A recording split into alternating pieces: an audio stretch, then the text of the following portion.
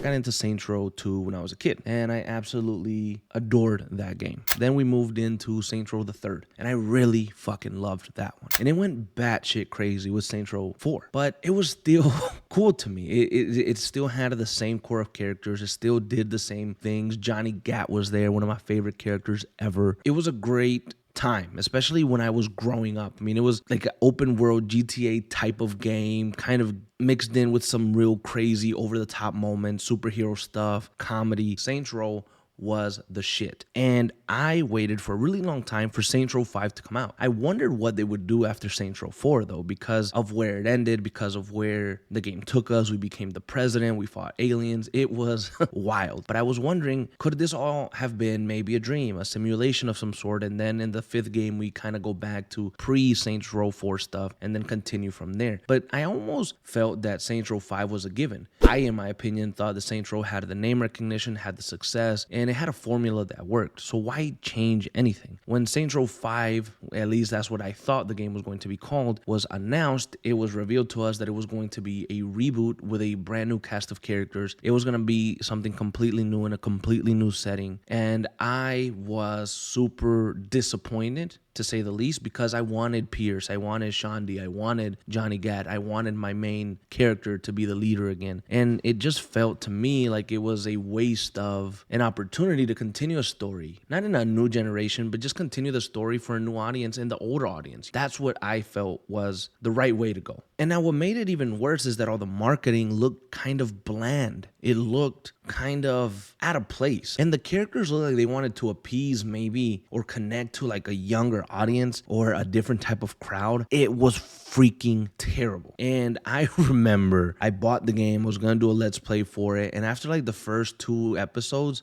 I was fucking done. I couldn't continue, and I couldn't believe it that a franchise that I waited so long for, a franchise that I respected, a franchise that I loved, that I grew up loving, one of my all-time great franchises when I was a kid, turned out to be this absolute dog shit of a game from Saints Row 2022. I couldn't believe it. I couldn't even believe that the name Saints Row was attached to that shit. And I was never even able to finish the game. But with a report that came out yesterday from Mr. Saint Godzilla 21, who is a Saints Row YouTuber, we have new information regarding what was supposed to originally release before the atrocious Saints Row 2022 reboot. Now, apparently, Mr. Saint Godzilla 21 was invited to Volition to see this project titled Saints Row 5 in 2020. Now, I'm sure it wasn't just him. I'm sure there was other people that were invited as well, but he was shown what the game was looking like and what it was going to be about. Now, Synth Potato over on Twitter summarized some of these things, and we're going to be reading them together so you can kind of get an idea of what I'm talking about and what the original vision was from the developers regarding the Saints Row series. Now, like we know, it would have been called Saints Row 5, and it would have been a sequel to Saints Row the Third, so it kind of would have glossed over, I guess, or forget or pretend that Saints Row 4 never happened. The original Saints members were all going to return as major characters, so we would have continued with the main freaking story. Saints Row 4 would have been retconned as well as Johnny Gat's death in Saints Row 3, continuing from there. The boss and crew would leave Steelport to take over Santo Elso. So Santo Elso I thought was pretty cool in terms of like the map, the design, the area. I thought it was a cool map, but again, the story, the characters, everything was just so fucking shit that I didn't even care to explore that big map anyways. What I don't like about this version of Saints Row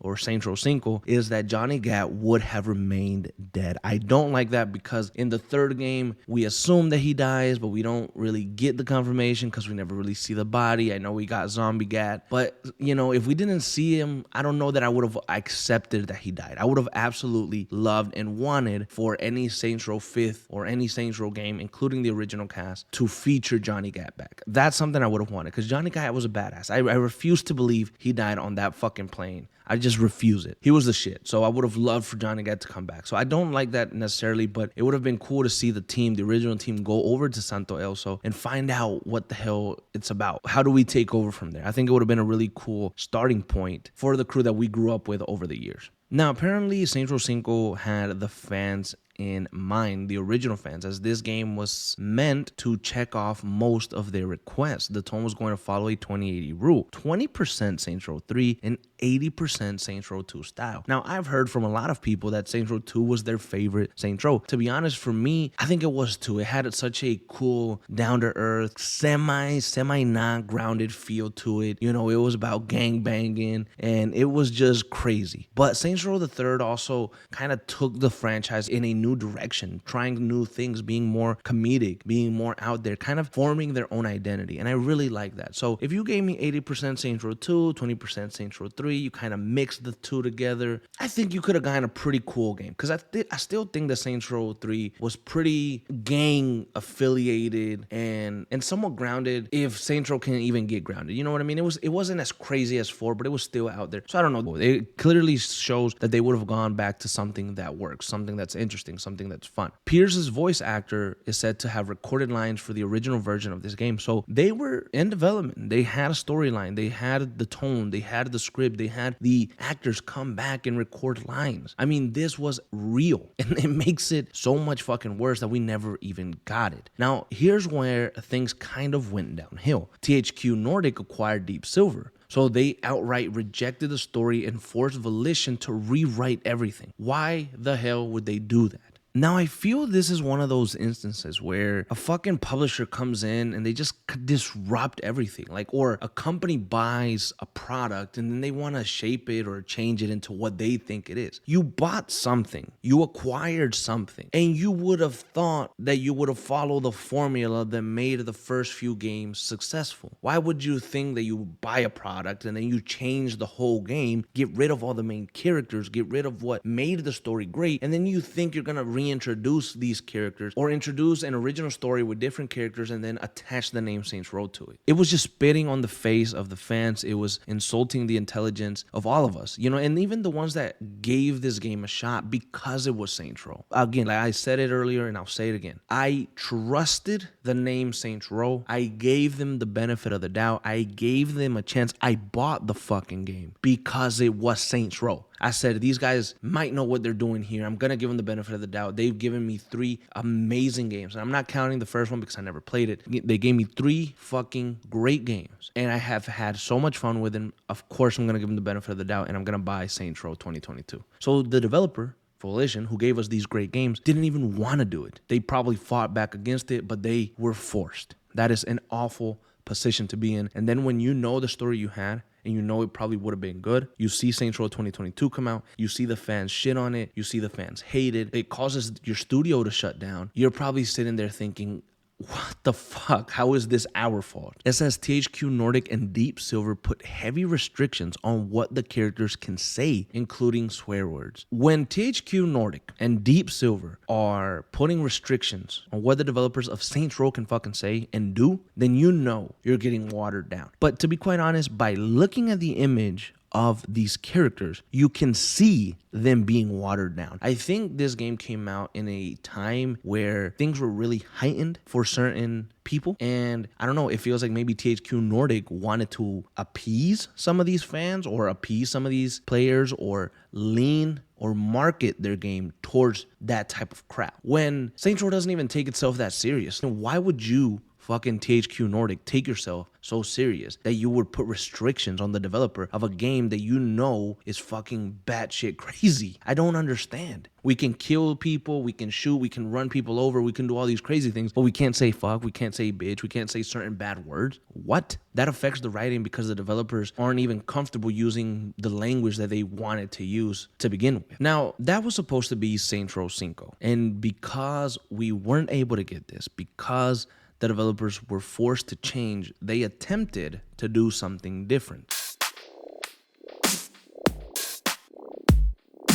They attempted to write another version of the story that was a full reboot, but kept the original Saints. It wasn't going to be a student loan storyline. It was going to have Pierce, Shandi, probably Johnny Gad, our boss, and other friends that maybe had died in the past come back, and we were going to follow them in a brand new way. This isn't as good as Saints Row 5 because Saints Row 5 would have built on what we already had and the storyline. This rewritten version was still trying to deliver us something good. You know, they were forced to change their vision. They were forced to do things differently. So they said at the bare minimum, we can write a new story with our main characters that we love and try to introduce him once again to maybe a new audience, to maybe a new generation, and see how that works out. That was the plan. And although I don't like this idea as much, I still would have accepted it over the student loans bullshit that we got. Now, apparently, this version was also rejected by THQ Nordic. I don't know what the hell these people thought. But this version of the story would have had Alter return. It would have seen a skill tree split into wealth, fame, and muscle. The developers wanted to include body shields, but they were told to remove it because they called it too violent. Deep Silver called it too violent. So Deep Silver and THQ Nordic got together and started acting a fucking fool.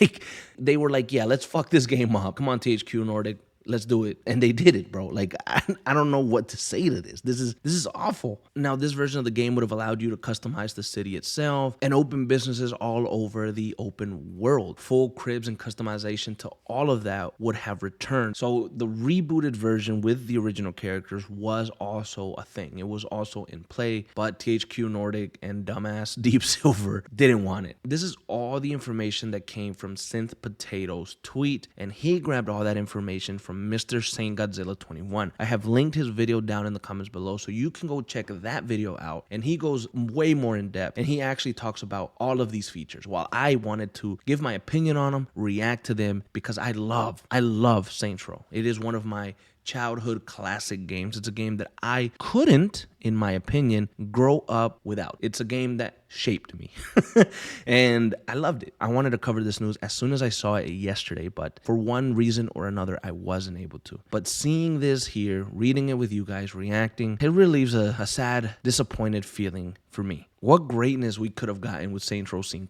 Saints Row 5. It just sounds dope. It sounds dope. It sounds fun. It sounds comedic. I always remember that intro mission to Saints Row the 3rd, and it was insane. It was so damn fun. And it really sucks to see this crazy downfall of such a great studio. I do hope that with all of this news coming out and with other people covering this, I hope that Volition gets some respect put back on their name. They fought against this atrocious reboot that they know was going to be shit. The higher ups, the guys in suits, THQ Nordic, Deep Silver, had their hands all over their work, pushing them, forcing them, making them make changes. The developers did not want to make that trash that we got in Saints Row 2022. I'll always remember Volition for giving me Saints Row 2, Saints Row 3, Saints Row 4, and just having such a great time. Saints Row 2022 was a piece of crap, and I think we finally found out why.